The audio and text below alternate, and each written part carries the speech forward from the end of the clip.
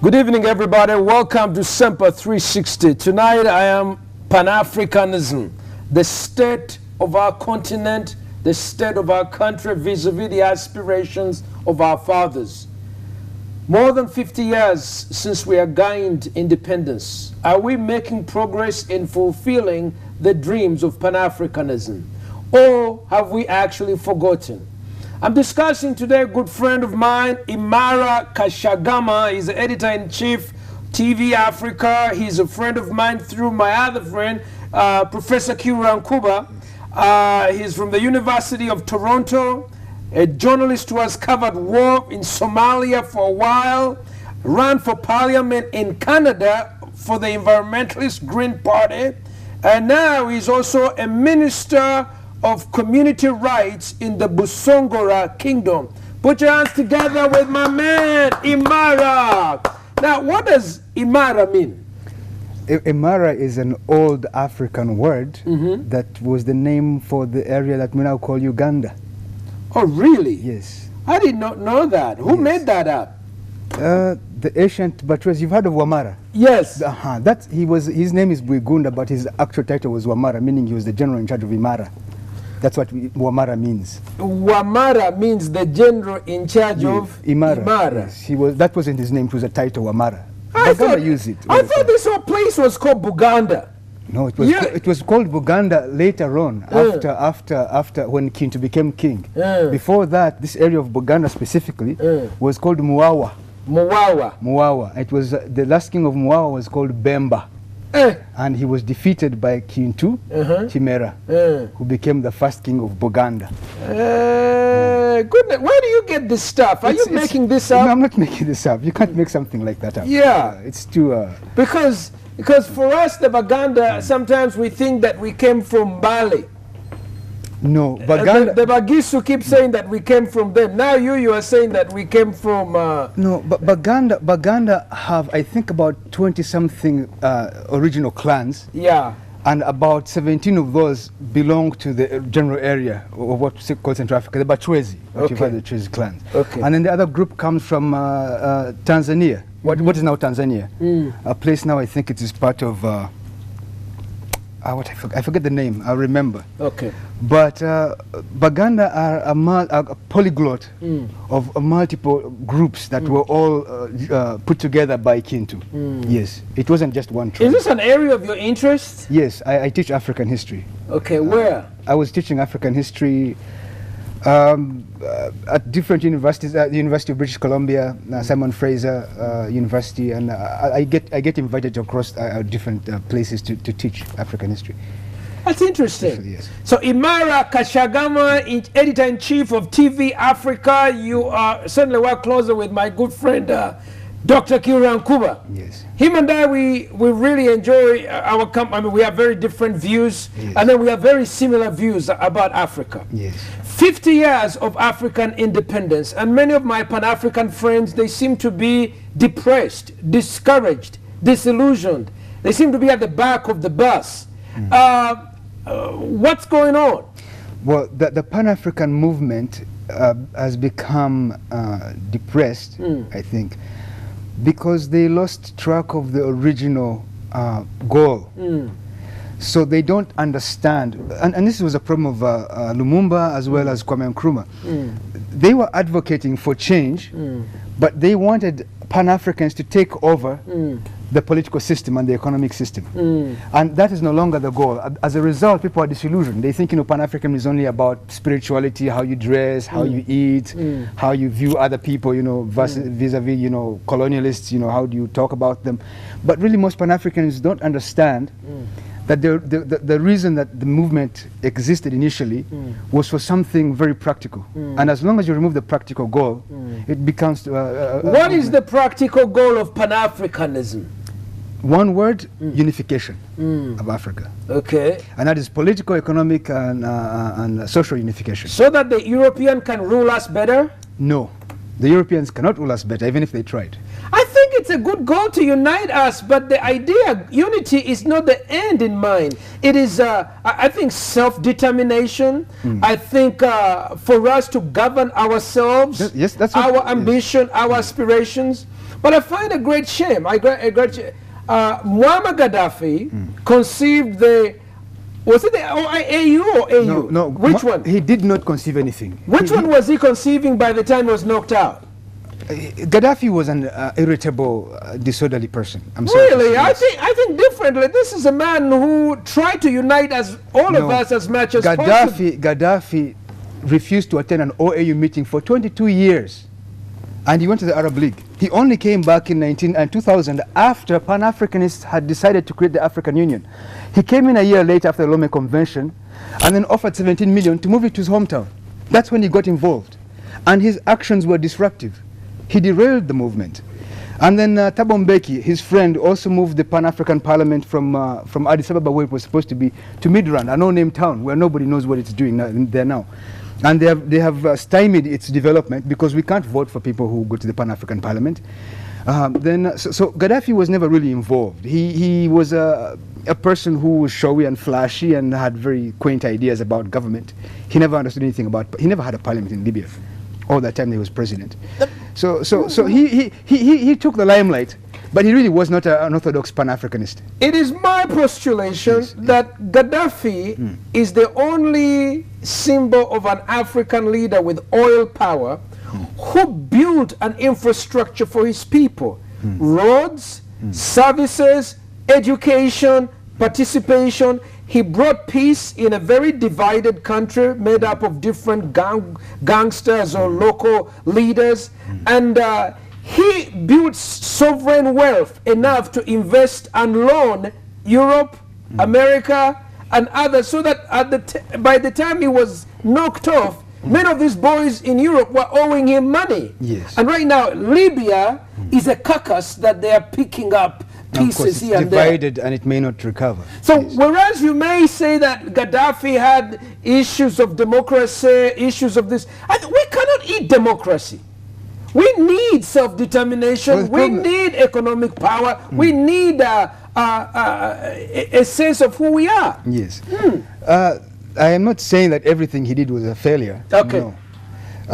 But many of the things he takes credit for were not his invention. He was a little cranky. He came over here and his bodyguards had a run-in with our bodyguards. Yes. Was it Randy's? And I forget, what was it? We had a run-in at Nachivubo Stadium. Yes. it was always his style. The female bodyguards, the female bodyguards. The virgins. With the lipstick and the nails and the guns. It was a drama. I have to say, he was quite a character. He was a colorful character. He was charismatic, yes. Unfortunately, had he had the theoretical background or the orthodox Pan-Africans, he would have gone very far. He would have saved Africa. But I think he got distracted and he got into arguments he didn't have to get into, fights he didn't need, and he ended up self-destructing. I don't think so. He was killed. I mean, under the guise of protecting human rights, the vultures, they came flying over Libya, and they began to do what they're doing today. They were using for fuel the oil he was giving them. Not only that, about 2 years before he was attacked, he made a deal to supply them with all the things they needed to Britain and Canada and the US. And we complained because those people came to Africa and the only place they would go is Gaddafi's palace. So they were his friends. He decided to join that group, and they say you lie with dogs, you wake up with fleas. Ah. Yeah.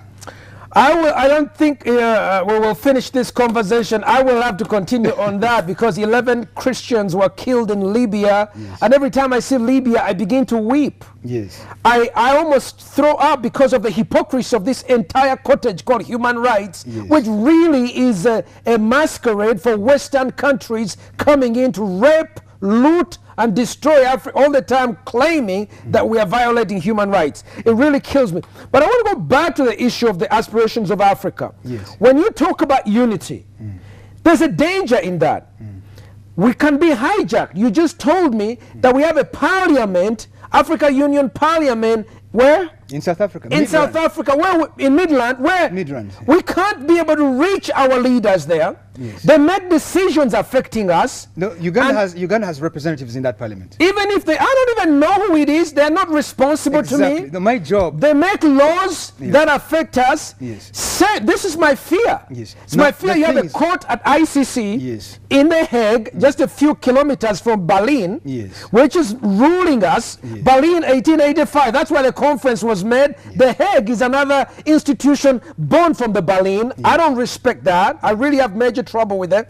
Now, this whole idea of creating governments for us, which are far from us, whether it is in Arusha, whether it is in the Midlands, it is similar to what Americans went through when, before the American Civil War, the American war against England. Because England was governing people in America. Taxes were being sent to England. They were dragging people across the Atlantic, charging them under laws that people did not know in America. The Pan-African Parliament is in Africa. It's not outside. Even if it's in Africa, we have major issues. Yes, the thing is this. These people are unaccountable to us. The thing is this. The job of a Pan-Africanist now is to make sure the Pan-African Parliament has Pan-Africanists in it and that it's accountable to the people. We need to know who the parliamentarians are. We need to vote for them directly.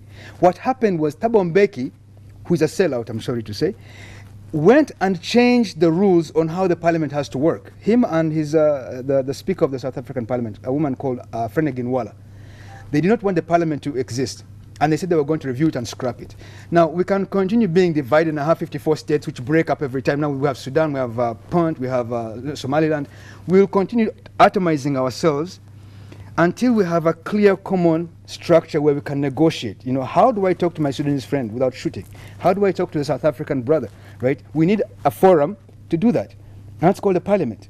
Now, either we can ignore it and it dies there, and they take it over and do whatever they want with it, or we can own it. But I want to put and I think the job of a journalist here, right, for us, my job is to promote this thing and make sure we bring it back home. Imara, I want to put it to you that he who pays the piper calls the tune. Yes. Who pays for the bill of East African Community? European Union. Yes. Who pays for the bill of the International Criminal Court? Yes. Mostly European Union. Okay. Who pays the bill now of the technocrats at the African Union? Yes. It's European Union. And I was in Munyonyo the other day for the Africa Union Summit. Guess who I see providing technical advice? Americans, Europeans, Germans, all around. And recently they passed a new law, really, to me, on the Africa Charter for Human Rights, the Human Rights Center, and I want to move to that area, the definition. Europeans have sent their local operatives to be the African representatives in the Africa Court, in the African Charter of Human Rights, and they have created photocopies of their laws that they make over in New York, in Europe, and they just send them over to us. What's happened is that the Charter for the African Charter for Human Rights is actually older. It's already been in place for 20 years now. Now, the thing is that it was the most advanced Charter for Human Rights because it contains many things that they never thought about before. But it's true the European Union will try and continue to try to hijack everything that Africans do. It is important for us to unite and to communicate, like I'm talking to you now. If you're alone over there and I'm alone over here, they will continue to come and divide us. So we cannot say that division is a strategy for survival. And if we have no institutions, what do we have? They will come and do this. They're doing this because we don't have a voice.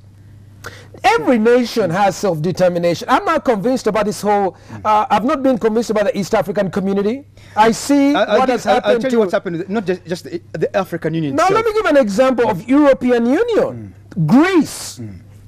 The labor pains of Greece, the economic collapse of the economies of Spain, Portugal, and everybody who's jumping on the bandwagon, becoming a headache for Germany, a headache for England. We are seeing laws made in Brussels, which have nothing to do with the people. And I'm seeing a photocopy of that happening here. So Africa Union is not coming together on our terms. It is a hybrid being created in Brussels and superimposed on us, and we are being told this is the dream of Nyerere. No, what happened was the African Union was created as part of a policy of the OAU in 1981. in Abuja, they decided that they wanted time to create the African Union, and they had given it a 40-year period for it to come into place. But what happened was the Rwandan genocide took place in '94. And in '94, the OAU realized they were having problems maintaining the armed forces that were doing peacekeeping. In fact, the European Union and the UN pulled out when they were supposed to save lives, and they ran off. The only people who stayed to save lives in Rwanda, and they saved about 30,000 lives, were Senegalese, Ghanaians, and Tunisians, who were there because of the OAU. So they realized we have to have our own army, we have to have our own currency. An African army? Yes, and our own currency, our own command structure that keeps all the European forces out. We have to take care of ourselves. Now, if we cannot do it on a micro level, on a national level, how can we ever do it on a bigger level where we don't have checks and balances? Exactly. This is what scares me. The thing is this. I see what they've done to Gbagbo Yes. in Ivory Coast. Yes. He ran, he won. He says, I'm not dancing on the tune of Paris. I will not do business as in the past. What happens is the UN comes in, claims a fraudulent election, the man is arrested, is dragged to the Hague, and unfortunately a miscarriage of justice is being perpetuated now. And it's happening again and again and again. You remember that Gbagbo also expelled supposedly 9 Ivorians. He expelled half the country, told them to go away from Burkina Faso if your ancestors were from the African countries. And when they attacked him, he called the African Union for help. And the African Union should have been funded by Africans. And the funny thing is, when it was set up, that's what the issue was. Obasanjo and other African leaders went and said, we're going to make sure every African state funds the Pan-African Parliament. Thabo Mbeki refused and said, no, only the state that has the money should fund it. And that's how we took the thing and destroyed it. But the thing is this, if we cannot hold the members of the African Assembly of Heads of State accountable, they will continue to misbehave. They only have to find one person who can sell out. What's her name? The woman who is now running Sierra Leone. Salif Johnson. Yeah. Recently, a few years ago, she called the US troops and said she wants them to deploy and put a base in Africa, now, which violates OAU law. It's against the law, African Union law, to have a foreign base in Africa. But she wanted it. She didn't ask the parliament in Liberia. She didn't ask the Pan-African Parliament. She didn't ask anyone. When the journalists confronted her, they said, you know, what if when the Americans come and they take over and they refuse to leave, what will you do? We said, we shall pray to God. That's her plan. But luckily, the Americans have been told off. Every African state refused. So they have their African command in Germany now. But if you say that unifying is not an option, well, how is division a solution? I think that we must have because if they'll go and attack one, they'll take Uganda apart and deal with it, then they'll go to Sudan, nobody will respond. My issue is, how can we have integration without loss of sovereignty? We have not seen that happen anywhere. We have no sovereignty. Any place where there is unity, integration, European Union, Greeks have cried, get the heck out of EU.